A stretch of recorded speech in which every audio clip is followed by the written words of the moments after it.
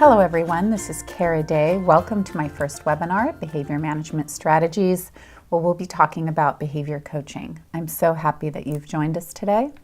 Today we're going to be talking about how to acknowledge and how to coach your child so they can make choices that work well both for them and the greater good. I've developed a 6-step process for coaching your child at life's teachable moments, and that's what we're going to be spending the majority of our time talking about today. After we go through all 6 steps of behavior coaching, I'll give an overview of the choice chart, which is a comprehensive behavior management system. It incorporates what we'll be learning in the behavior coaching portion. It's a system for daily behavior management that you might want to implement, whether fully or partially. It's a great way to reel in inconsistency in parenting, and it's useful for many families. Then we'll go into the question and answer.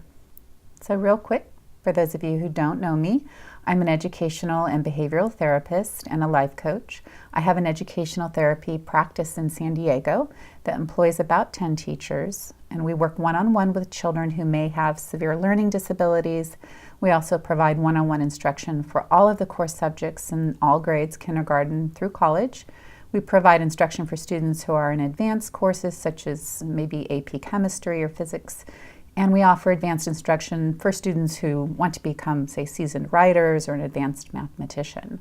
We provide all sorts of test prep, and we help students complete all of their college applications and oversee that process as well.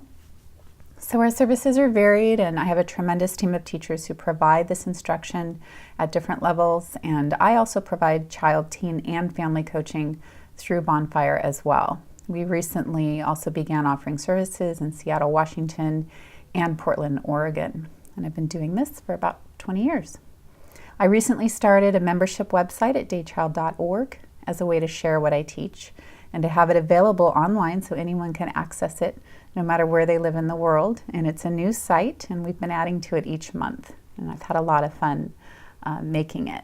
This website really focuses on the parenting, coaching, and child and teen coaching that I've been doing. So some of you who have joined us today are members of my site, and I want to thank you for that.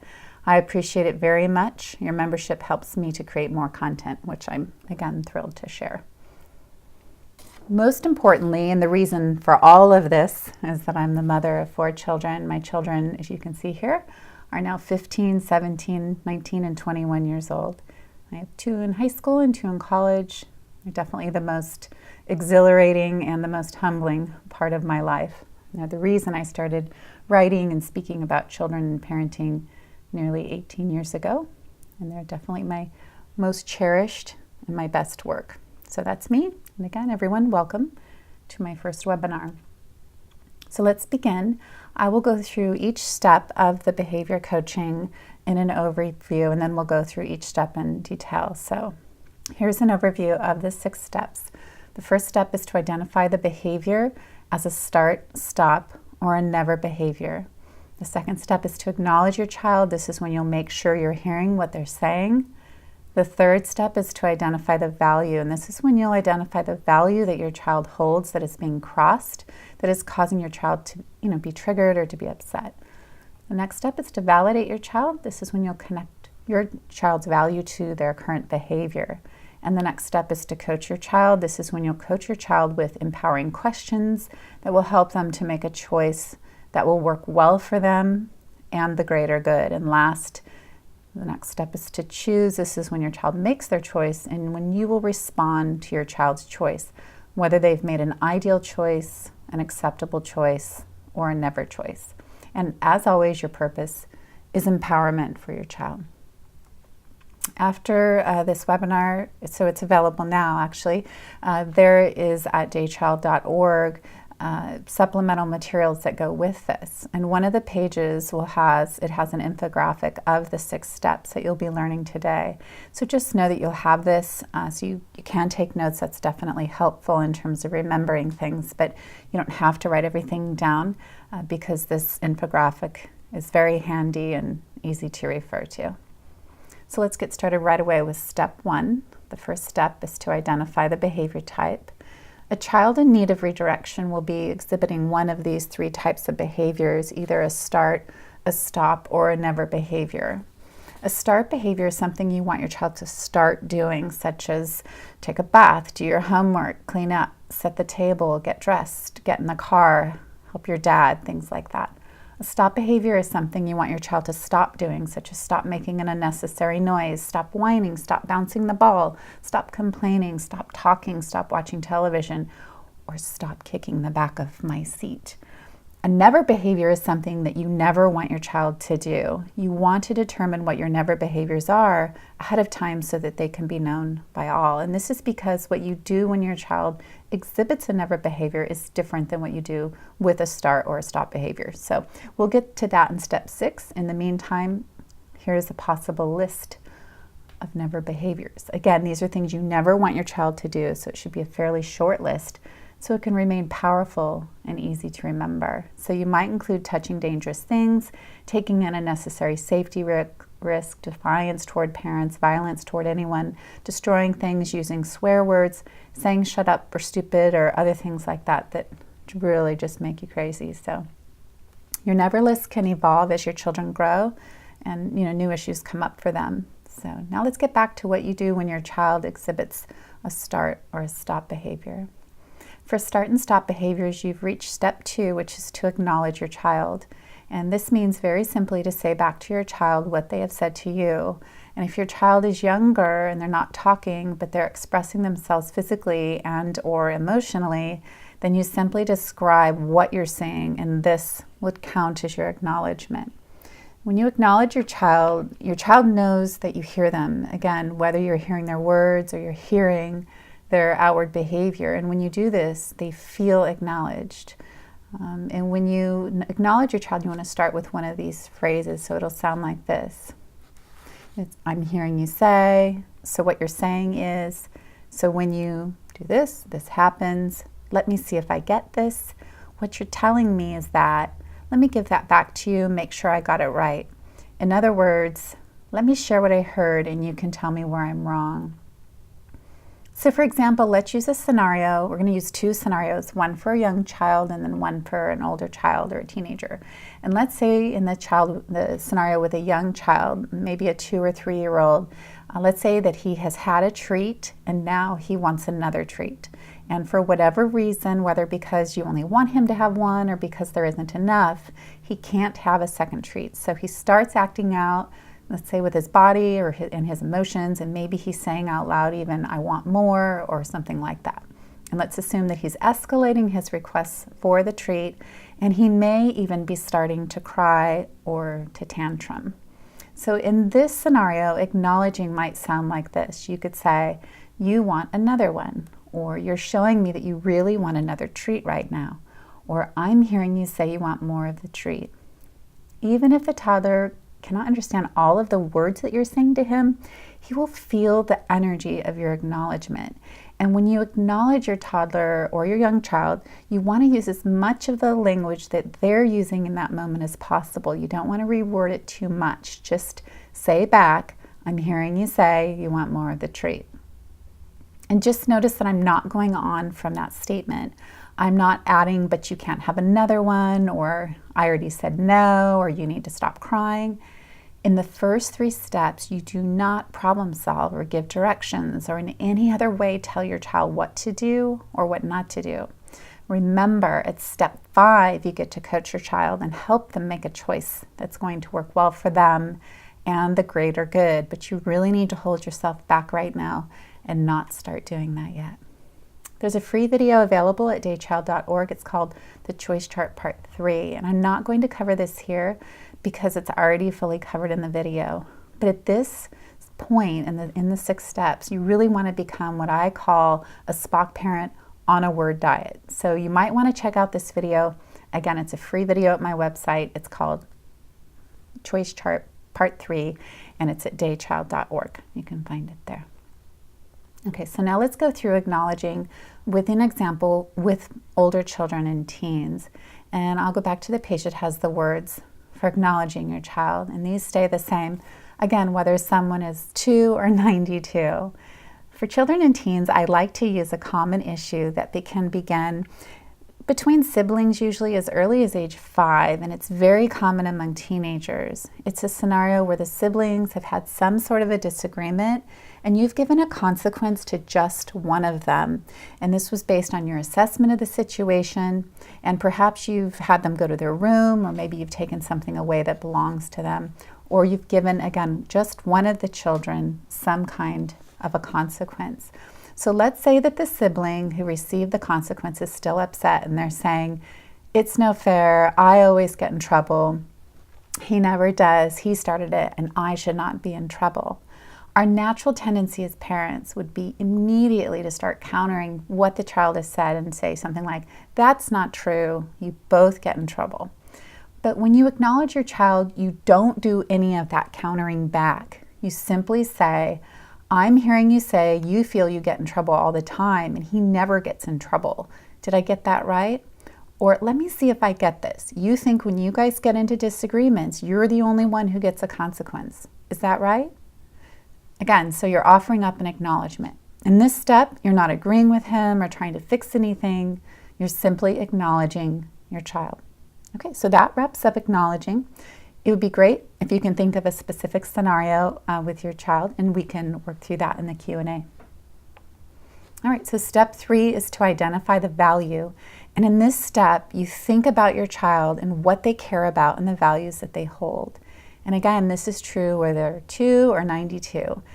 Truly, the communication strategies I'm teaching today, you can tell, are for any relationship with your spouse, with friends, with coworkers, employees, or even your boss if you're not the employer. The step doesn't change. In this step, you step into the shoes of the other person, and you're not thinking about yourself or your values or how you would react in the situation, but you're looking at it completely from their view. So to identify the value, you think of what value your child holds or what they care about or need that is not being met at that moment. And you do this quickly, you do it mentally, and then you say it out loud in one of the example phrases listed here. So again, you think about them, not yourself, and then you say one of these things. "I know how much you love," or "I know you care a lot about," or "I know you really want to," "I know you like," "I know you believe," "I know you feel strongly about." So let's start with the example with a toddler who's wanting a second treat. You might not think of babies and toddlers as holding values, but they certainly do. When they're born, they value warmth and milk and food and love, and later they value smiles and laughter and other things, and their values or the things that they care about grow over time as they grow. And when our values are not being honored or being crossed in some way, we get triggered or upset and have some kind of a response. So when we're parenting, it's natural for us to think of our own values and to put those onto our children. And certainly in all of our relationships, we tend to put our values onto other people. But by learning how to identify the values of other people and how they affect their behavior, you can significantly increase your emotional intelligence. And of course, when you do this, when you're parenting, you're modeling this for your children as well. So again, your child's values being crossed and they've been triggered in some way, so it's important to know what some of the most common values are so that you can think of them when you're doing this step. So in the supplemental materials that are at daychild.org, I've uploaded some of the most common values. It's not an all-inclusive list, so you can add additional ones if you have, a value that's not listed. And you can reference this list as you build the skill of identifying the value. There's also an activity you can do with your children and your spouse or your employees or your staff that's very insightful. And I like to do it every few years with my kids just to see how they've grown and how their values have changed. It's a lot of fun. Okay, so now back to the toddler scenario. In this situation, the value would be eating, and more specifically, eating yummy things. So to identify the value out loud for your toddler, you would say something like, "I know you love treats," or "I know that tasted so good," or "I know how much you love having treats." Again, that's all you say. You don't want to add on, but you can't have another one or anything else. So just identify the value that your child is expressing through their words or their body at that moment. Okay, now let's identify the value in this scenario with the older child. And in this instance, the value that's being crossed is the child's value of fairness or justice. And this is a common value for many people. Again, in this step, you're not evaluating whether or not the child should or shouldn't hold the value or whether it's working for them or not in this instance. Again, you're just simply identifying it mentally and then saying it out loud for them. So it would sound like this. I know how much you care about things being fair, or I know you care about being fair toward others and you want things to feel fair toward you as well. When you acknowledge your child, identify the value, and then next step will be validate them. Even though they still might not like what's going on at the moment, they will feel heard and they will know that you care about their experience of the situation. And that, of course, sets you up for the next step, which is step 4, which is to validate your child. And this is when, once you've acknowledged your child, considered the values they hold that would cause them to be responding the way they are, you then validate that any other person with their values in the same situation would feel the same way. So again, this doesn't mean that you agree with them, you agree with what they think or feel, or that you would respond in the same way. It's just your acknowledgement that it's understandable that they're acting the way that they are. So here's how it can sound. It's understandable you feel that way. No one could blame you for feeling. I can see that you feel blank, and that makes sense. That's perfectly normal. It can be very upsetting when something like that happens. Based on your values, it's no wonder that you feel that way. And this is one of my favorites, is it's okay to feel that way. Just feel it and don't judge yourself. Because I found in my practice that a lot of the resistance comes from the person feeling bad about the way that they're feeling. So it's really important for people to embrace the way that they feel. And then, when you embrace something, you're more able to release it more quickly. So that is very helpful. So let's hear how it sounds for each of our 2 example scenarios. So, all right, so let's do it with the toddler. In the example with the toddler, you can say, I can see that you feel frustrated, and that makes sense. You really want that treat. Or I understand why you would be upset. That treat was so yummy. It's understandable that you would want more. Again, even if your little one's crying or they don't seem to be paying attention to what you're saying, you just say it anyway because it calms you down and it helps you train yourself in this communication habit, especially if your kids are younger and you're getting to start this at a younger age. So in the example scenario with the older child who feels that his parents' consequences are being unfairly distributed, it would sound like this. I can see you are angry. It's understandable considering how much you care about being fair and how hard you work to be fair with other people. Or it makes sense that you would feel frustrated right now because things do not seem fair to you. I get it. Or it's okay to feel frustrated right now when you think things are not fair. Don't judge yourself, just feel it. Now let's do recap by pulling the first 4 steps together so you can see just how quickly you actually move through them. Hopefully you'll also begin to see how powerful they are in de-escalating a situation and setting you and your child up for the next step, which is to coach them to a choice that will work well for them and the greater good. So for both scenarios, you identify the behavior as a start, stop, or never behavior. And if it's a start or a stop behavior, you move into the next 3 steps. And then later on, I'll share what you do with the never behaviors. But we're going to stay focused right here for now, since many, not all, but most behaviors, I'd say day in, day out, are start and stop behaviors. So for the child who is wanting more of the treat, it might sound like this. Again, this is all 4 steps. So I want you to see that even though it took me a while to explain them, it only takes literally a few seconds to say the result of all of those steps out loud to your child. So the one example of the whole thing, all 4 steps for the toddler would be, you're showing me that you really want another treat right now. Is that what you want? And give your child an opportunity to respond to you, to say yes, because sometimes you will get it wrong.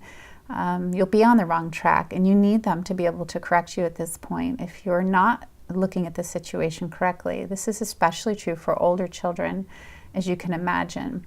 If the child doesn't respond to you in any way, that's okay. You just keep going with the steps. You still say, is that what you want? And then if they don't respond, just say, I know how much you love those. That treat was so yummy. It makes sense that you would want more. And again, you just keep going. So even though your little one is not going to get another treat because you're going to be consistent and follow through on what you said, your toddler is going to feel the energy of you calming down and really acknowledging that you understand that he wants another treat, and this is going to help him to de-escalate and to release the situation. So for the older child wanting justice, it would sound like this. I'm hearing you say you feel you get in trouble all the time, and he never gets in trouble. Did I get that right? I know how much you care about things being fair and can see you are frustrated. It's understandable considering how much you care about things being fair and how hard you work to be fair with other people. So I really hope that these recaps help you see again how quickly you can identify the behavior type, acknowledge, identify the value, and validate. And I hope you see how powerful it is and how well it's going to set you up for the next step, which is to coach your child. But quickly, I'd like to share how the first 4 steps would sound with just a few more scenarios to kind of bring it home. So first, a child who doesn't want to do a chore. You could say they're asking them to do the dishes. So you could say, and let's say they don't want to do the dishes and they're starting to escalate. So you can say, I'm hearing you say you don't want to do the dishes. Did I get that right? I know how you value your free time. It's understandable you'd rather be outside with your friends right now rather than getting these dishes done. Or for a child who wants, maybe they've called shotgun on the front seat of a tricycle. You can say, let me see if I get this. You wanted to sit on the front seat of the tricycle and you said that out loud. But then she got there first and took the seat. Is that right? I know how you love this tricycle and getting the chance to be in front. I also know you want your sister to care about your wishes too. It's understandable that you'd be upset right now when she took the seat, even after you said you wanted it. Anyone else would feel the same way. And last, this was inspired by my daughters. So we're all the same size and sharing each other's clothes. You could say, you're saying that you always let her borrow your clothes, but then when you want to borrow something, she often says no. Did I get that right? You are very generous with your things and love sharing them with other people. It makes perfect sense that you would feel upset that she's not as generous with her things. So no matter what solution that you move on to, your child is going to feel a bit more understood and is then going to be more open to a positive outcome when you do these 4 steps first. Okay, so now I want to talk about why we should spend the time learning this today when we can just say, because I said so. Well, first, children recreate in their adult relationships what they experience as a child. So when your child begins to attract their first partners, say in their teenage years or their early 20s, you want them to feel uncomfortable with someone who does not communicate in healthy ways. So you want this style or, an approximation of it to be their default tendency, because that is what they will attract, whatever their default tendency is, whatever they've experienced with you growing up. Second, around age 13 to 15, children, they start talking back to you the way that you have spoken to them. Trust me on this one. It's both wonderful and scary when this starts to happen. And for those of you who have older children, you know what I'm talking about. And depending on what they're mirroring back, it's just a real window into how you have communicated with your children. It's worth investing in these skills so that you can be the best possible model that you can be. Of course, we all have those things that we wish we could go back and change and have a time machine and just say, oh, I wish I never did or said that. It's not about being perfect. It's just about keeping your ideal parenting goal in front of you and always working toward that. And third, you'll remain calm with your focus in the right place, which is helping your child instead of engaging your ego. Our children are a reflection of us, and that's true, but they also walk their own path, and they also are born with different personalities and different ways of coping in the world. And while we certainly have a tremendous influence on it, a lot of it is inborn. And so it's really a balance of that. But because they are our children and we have raised them, Our ego can tend to get engaged when they misbehave because we might think, wow, my child's misbehaving, so this is a reflection that I'm not a good parent or I haven't done a good job with this area.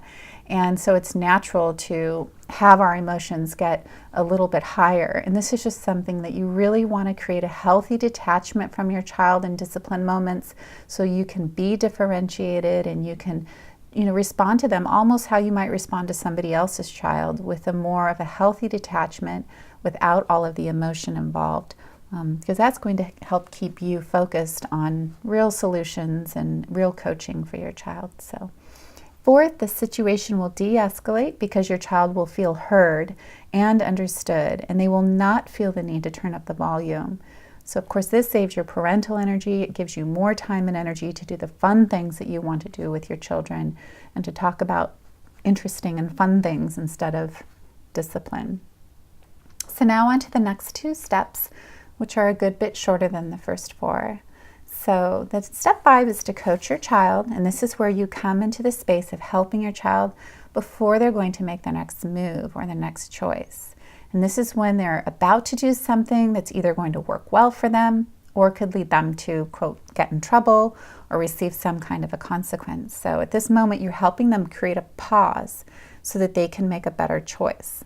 Of course, this is what we do as adults, hopefully, is press our pause button, think about the possible ramifications of our decisions, and then make a choice that will work out well both for us and the greater good. When your kids are little, you are their coach. And when they get older, they begin to self-coach as you are with them less and less. So what is coaching? Coaching involves certain elements. And you may not be a professional coach like I am, or maybe you are, but being a parent is one of the longest coaching relationships that you will ever have. And you probably have, different kinds of coaching relationships in your life, but certainly parenting is the number one and most important one that we undertake. So you are your child's coach and you're their leader, and you can choose to be kind of a dictator of sorts to your child, or you can, again, step more into a coaching role. And hopefully by the time I'm done sharing about this, you'll see how much more effective coaching is, and you'll also learn some really great things about how to do it well. So what exactly is coaching? In any type of a role, a coach is someone who holds space for someone who's struggling so that they feel heard. They describe observations rather than putting their own interpretations into things. They ask empowering questions such as the ones I'm going to be sharing with you today. Withhold judgment and opinion, because of course when you judge and offer your opinions, you shut down sharing, especially with children and teenagers. You allow the child to hear their own inner voice, and this helps them develop their inner voice when they can hear it, rather than always looking to you for approval or direction. And this allows your child to make decisions and empowers them in their own lives so that they can own their own outcomes. And this, of course, leads to someone who has a solid sense of self-esteem and a strong inner compass, which they're going to need again when they're not around you anymore or as often. So when kids are little, again, you can control them with various tactics, and the most common control tactic that is used in parenting is fear. But if you choose to parent that way, they'll only behave when the fear source, which is you, is present. And when you're not there, they won't have that strong inner compass to rely on to make good choices. So when your child is driving around in a one-ton piece of metal all by themselves and you're no longer with them all the time, you want them to have the ability to make and own their decisions. And they'll only be able to do this well if you've empowered them when they're young, and especially in the early teen years, because that really is the time that our work is kind of done, is around 13 to 15. Not that they can't learn new ways of being in the same way that we can, but a lot of their default tendencies, their coping mechanisms, and especially their communication style is set.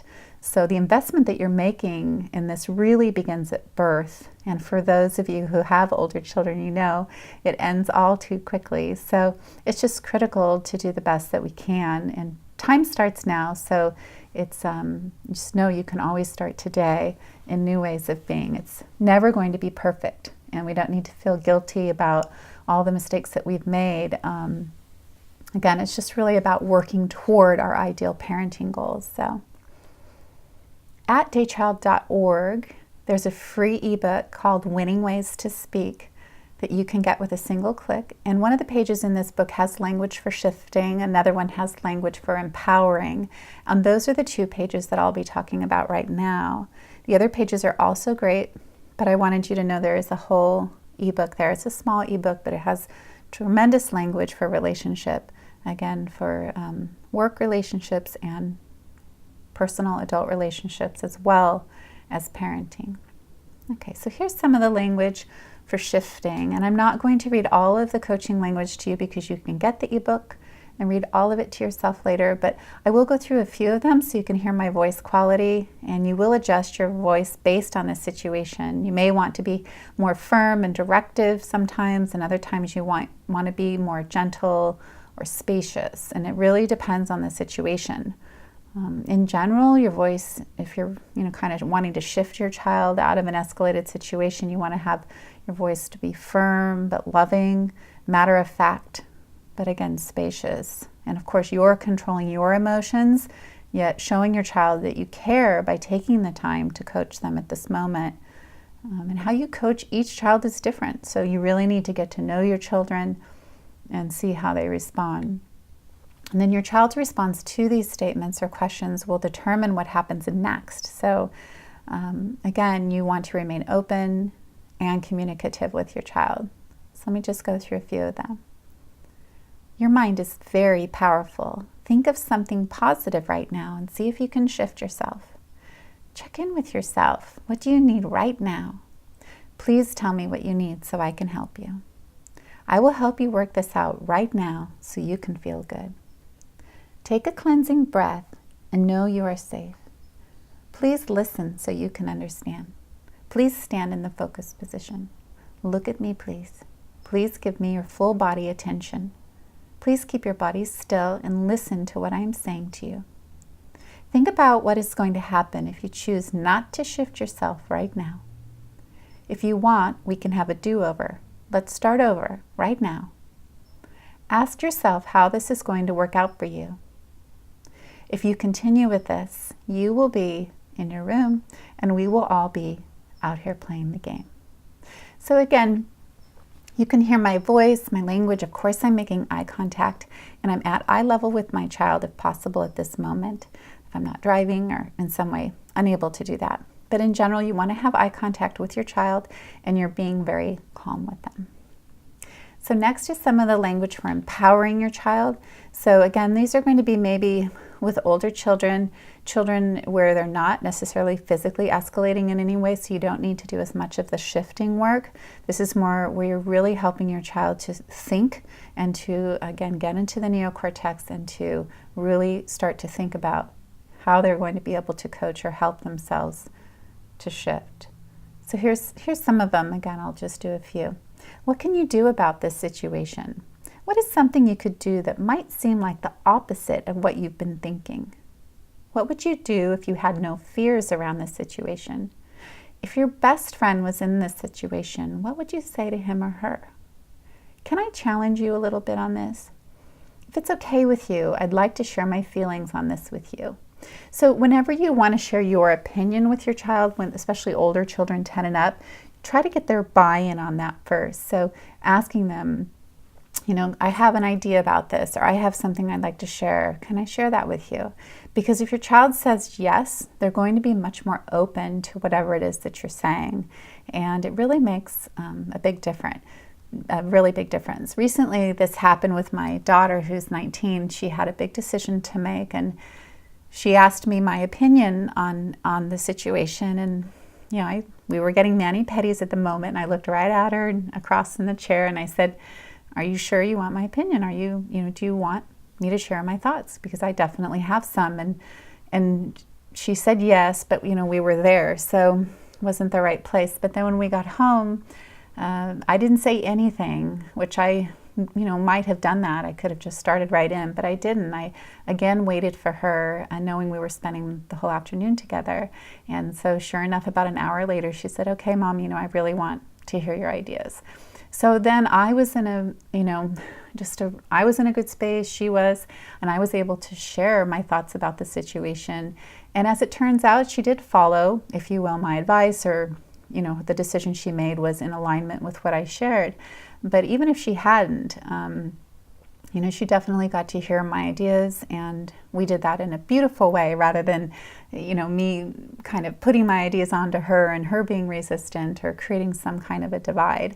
So again, especially with teenagers, and then even more so when your children become adults, it's optional for them to listen to you and to your ideas. So these empowering questions can be really, really helpful in staying super connected to your children and making it so that you really are their compass and that they turn to you for advice and direction.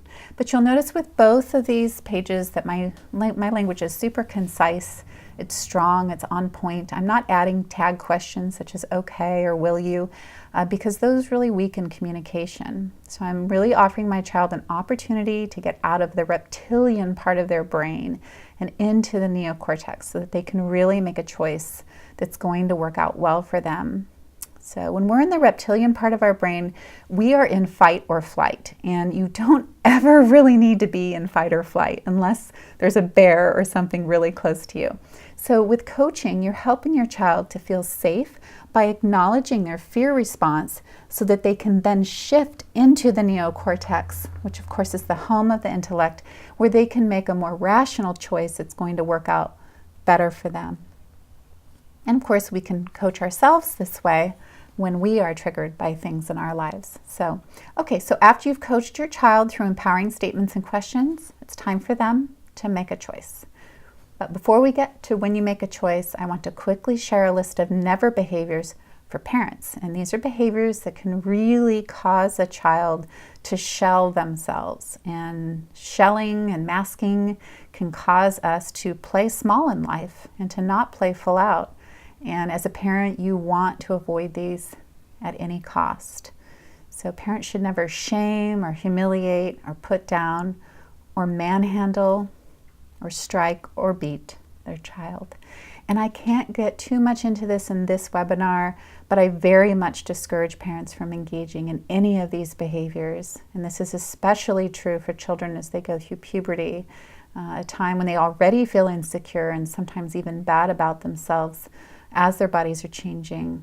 So it's hard enough to grow up, and we want to be present for our children and get control of ourselves and never engage in these behaviors. If you need professional help to stop doing any of these behaviors, that is okay. That's what coaches and therapists are for. And I'd be happy to work with you, or you can reach out elsewhere. I've worked with many parents who've had issues with these types of behaviors, and they feel very safe with me.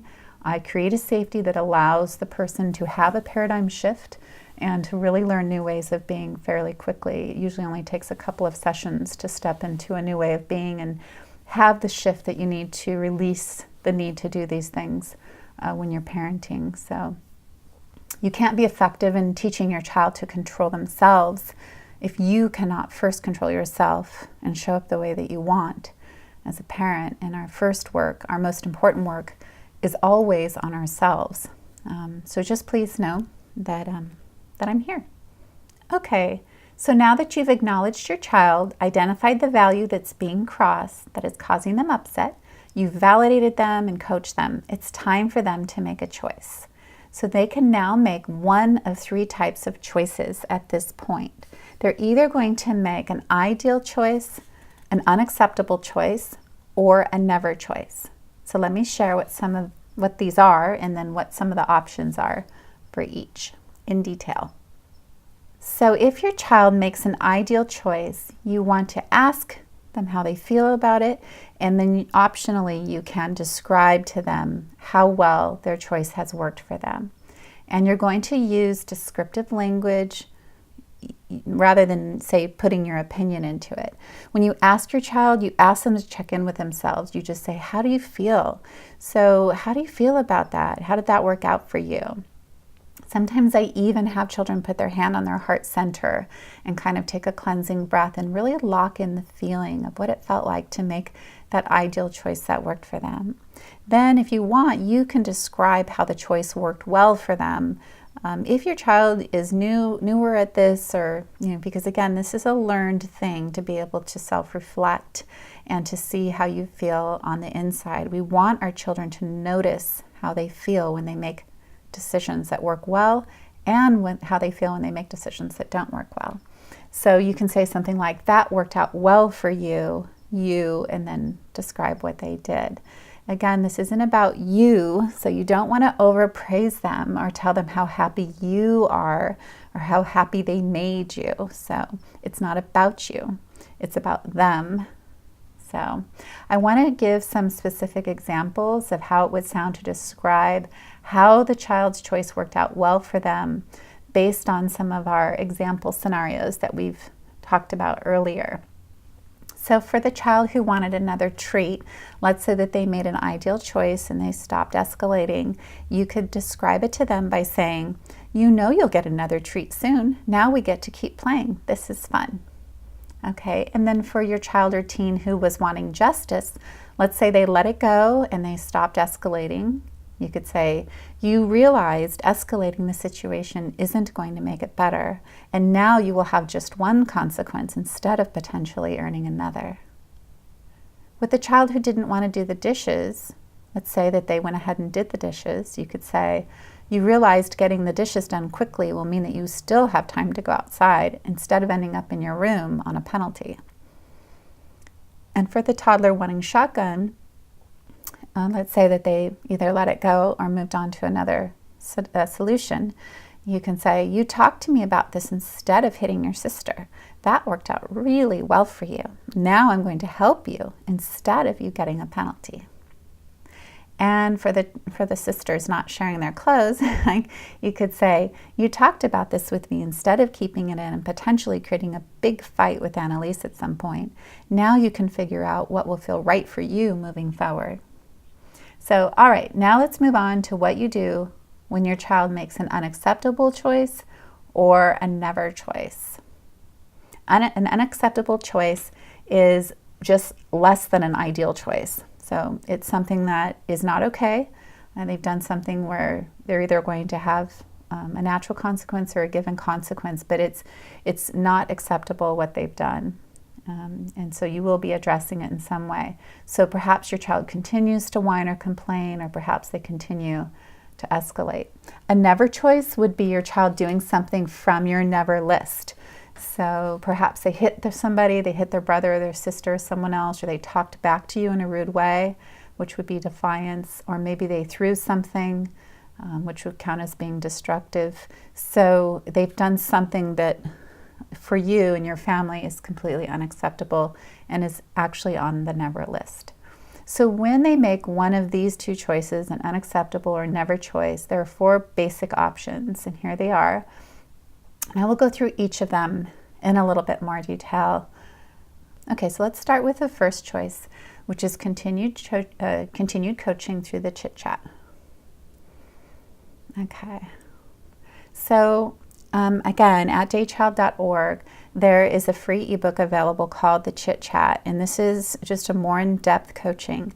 So the coaching that I shared with you before, just like the first 4 steps, can just take a few seconds. It can take 30 seconds, it could take 1 minute, it could take 2 to 5 minutes on average.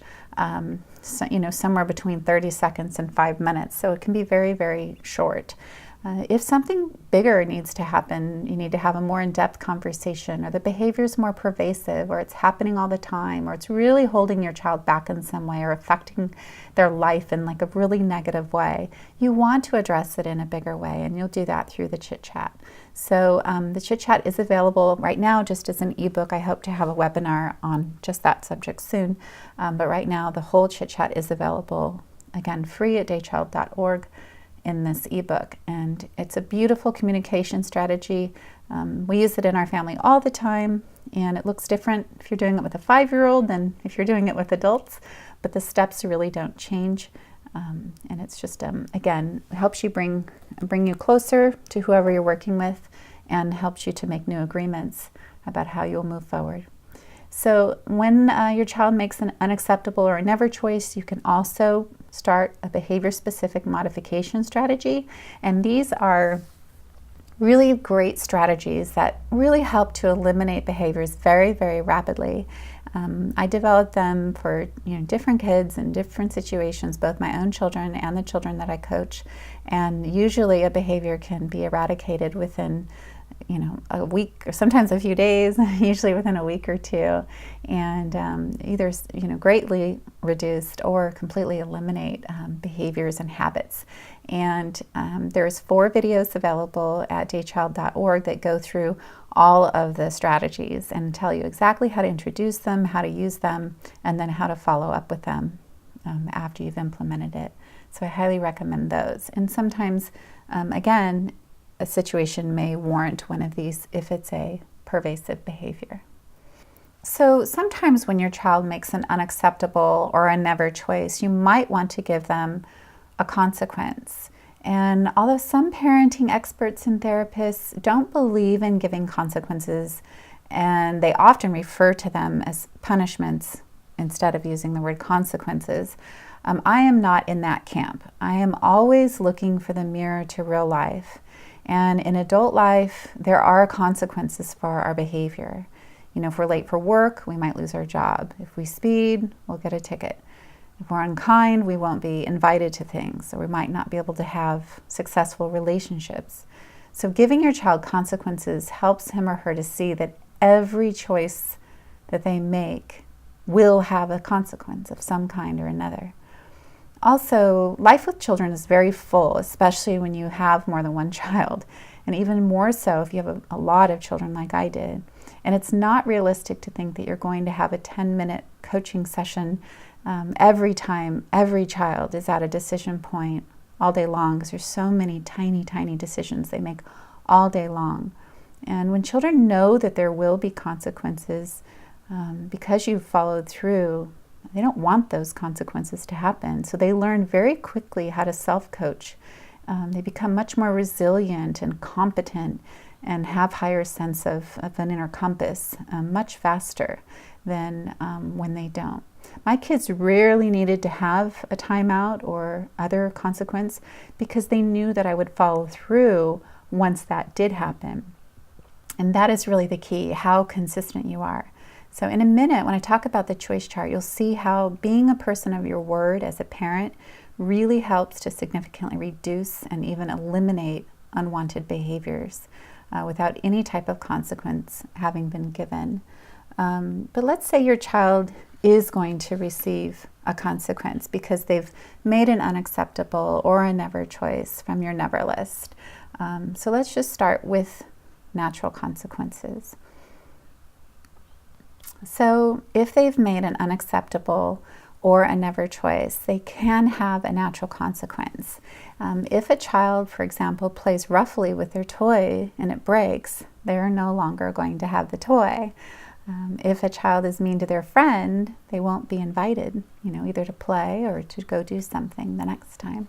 And if a sister is mean to her brother, he again probably won't ask her to play the next time. If a child makes a mess, they have to clean it up. And if a child is crying or complaining because they're tired, they usually would have to go to bed or take a nap. So these are examples of natural consequences, which mean they follow naturally. You're not really doing anything. You're not imposing anything from the outside. You're just letting your child experience and feel the natural consequence. Sometimes you might have a conversation about it, and again, have your child check in with themselves. Say, boy, how did that work out for you? Oh, how did that feel? Okay, what can you do differently the next time? But you're really letting the child have the whole experience without any intervention from you. So sometimes that'll be for an unacceptable choice, sometimes for a never, but more often with a never choice, you're going to give them a given consequence. And that is my recommendation for never behaviors, because again, you will see these behaviors disappear if you provide them with a real consequence that causes them a real uncomfortableness. So with these, you are going to give your child a specific consequence, And the purpose of this is creating some kind of an uncomfortableness or a loss for your child. And you will want to give this for unacceptable and never behaviors that you feel warrant this type of consequence based on what your child did and perhaps their recent behavior and how often it's happening. You know, the root of the word emotion is mote, which means to move. And when we have emotions around our poor choices, because somebody has taken the time, to help us sit in that, we are moved to make better choices in the future. And as parents, we sometimes want our children to feel this uncomfortableness and let them sit in it for a bit so that they can make a decision that they don't want to feel that way anymore. They don't want to have this feeling again. So you can say, how does this feel? What can you do differently next time? And again, they earn their consequences. It's not you giving them a consequence, it's them earning it. So keep your language clear around that. So given consequences are what happen to us as adults when we receive a speeding ticket or we have to pay any sort of a fine. And of course, children can't pay fines because they don't have jobs. So this would be their equivalent consequence. So some of the choices for given consequences can be some kind of a loss. So loss of togetherness, meaning they're going to be away from you for a little bit, a privilege, an activity, or an item. And I'll go through those a little bit more in detail. So when you give them, a loss of togetherness, they're going to sit out in some way. They're either going to go in their room, or if you're at the beach or the park, they just have to sit down where they are for a little bit. And I recommend a little bit longer periods of time. Sometimes you might hear 1 minute per year of age. I really find that isn't long enough. It's not a real consequence for them, and it doesn't give you a break either. If you increase the length of the time that they're sitting out or having think time or whatever you're going to call it, you will see that it is very effective, especially if you have created a fun family culture, because children don't want to be away from their family or be left out of things. So I recommend 10 minutes for children age 4 to 6, and I recommend 30 minutes for children 6 and above or 7 and above. Again, this really will create a big difference. A loss of a privilege could be like maybe they get to stay up a little later than someone else, or maybe they drive, or they get to have friends over on the weekend. So they're going to lose some kind of a play day or some kind of a privilege. The next thing is to lose an activity, and that can, you could leave where you are. They could miss out on something fun later on that day or that weekend. Just really any activity that they do that they enjoy. And then the loss of a belonging would be, losing a prized belonging or toy for a specific length of time, whether for one day or a few hours or whatever it might be. But you definitely want to take away their screens, all screens, and then determine how long that will be for. All right. Also at daychild.org, there's a great video called The Choice Chart Part 5 that has many ideas about how to create natural consequences on the spot that both save your parental energy and help your child stay in integrity so that they can have more fun. Again, it's completely free at daychild.org, so I'm not going to go through the ideas that are in it, but they are different than many of the ones I've shared today, so you might want to check it out. All right, and so just real quickly, the choice chart again is a complete behavior management system, and at daychild.org there are 6 free videos that describe the system in full. There's nothing to buy. You simply print out a PDF that goes free with the videos, and then you get little stickers. It's a really great method to use. It helps you reel in any inconsistency in parenting, and whether you use it for all time or use it for a short time just while you're kind of training yourself, if you will, and bringing in some of your parenting skills and having more integrity around your parenting, it's a wonderful way to kind of reel things in. Even if you don't implement it, just watching the videos, there's a lot of great language and a lot of great ideas, even if you don't feel that you need like the whole system. So I highly recommend it as something that you might want to check out. And for teachers, it actually works well in the classroom also. So, okay, and that shows the choice chart, one of the actual charts and the stickers. And again, the videos explains why you might want to use it, what it is, and exactly how to implement it and use it. Okay, so you made it. Thank you so much for listening and for being with me today. So to recap the 6 coaching steps, they're identify the behavior type, acknowledge, identify the value, validate, coach, and choose. And I thank you for being with me today. You will have the infographic there on the website to make things easy to refer to. You can put this on the front of your smartphone or put it in your closet or somewhere else that you can kind of center on it throughout the day. So thank you for being with me today and for learning with me today. Make today great. You're trading a whole day of your life for it. Bye.